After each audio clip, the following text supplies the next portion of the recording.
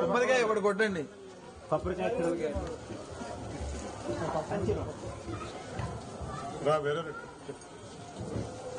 అక్కడ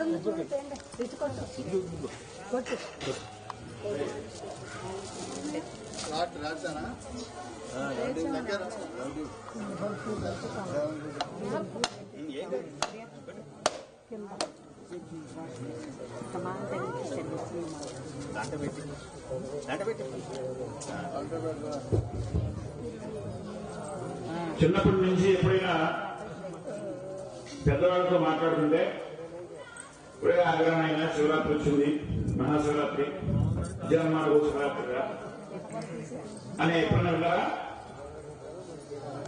జన్మాలకు శివరాత్రి అంటే ఏంటి? ఈ జన్మంతో ఒక శివరాత్రినా?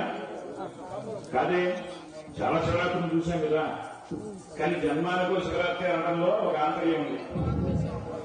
జన్మానికో శివరాత్రి అనడంలో ఆంతర్యం ఏంటంటే శివరాత్రికి 2 విధమైన ప్రాశస్త్యం ఉన్నాయి.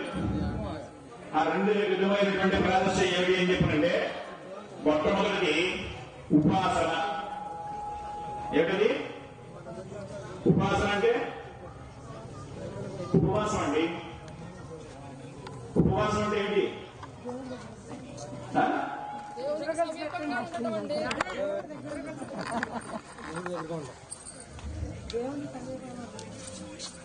ఉపాసన అంటే ఏంటి?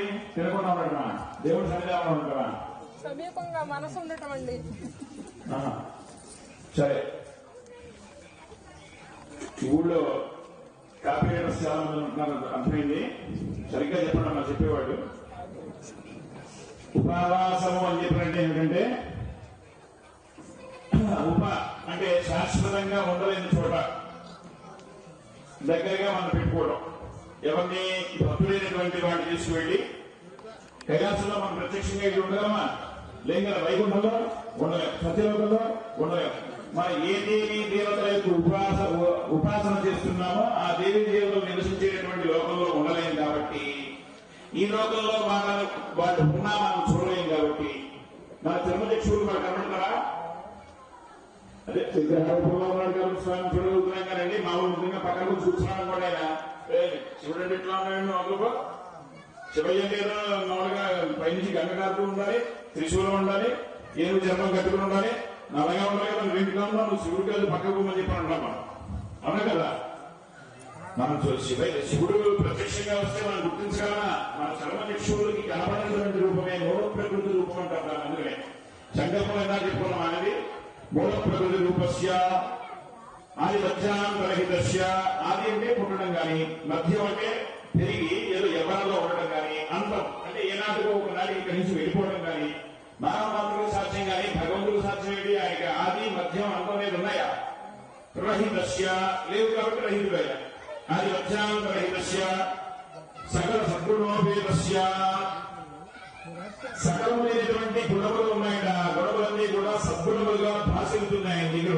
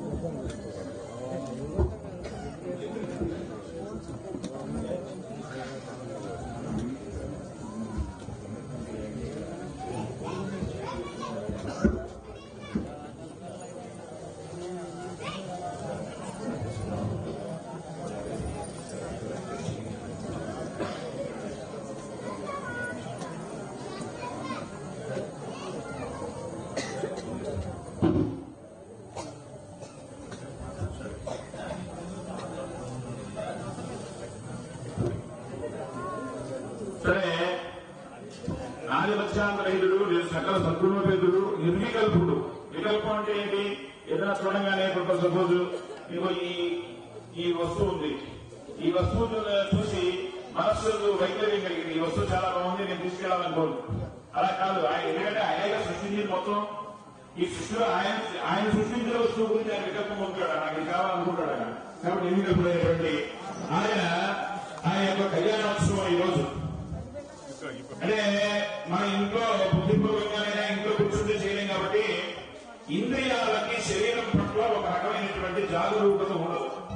శరీరం పట్ల జాగరూకత ఉండదు. ఇంద్రియాలంటే ఏంటి? మనోబుద్ధి చెట్ల అహంకారాలు, ఎవరి కన్నులు అనుకోండి, లేకపోతే చేతులు అనుకోండి, శబ్ద స్పర్శ రూప రస గంధములు అనేటటువంటివి ఇంద్రియాలు. ఈ ఇంద్రియాలకి మనం కొద్దిగా ఎక్కువ తిన్నాం అనుకోండి, వెంటనే అనిపిస్తుంది కాసేపు విశ్రాంతి తీసుకున్నాం, కాసేపు పొడుగు నేర్దాగా అనిపిస్తుంది. మొట్టమొదటి ఏమనుకున్నాం? శివరాత్రి ప్రాశస్యంలో మొట్టమొదటి ఏమనుకున్నాం?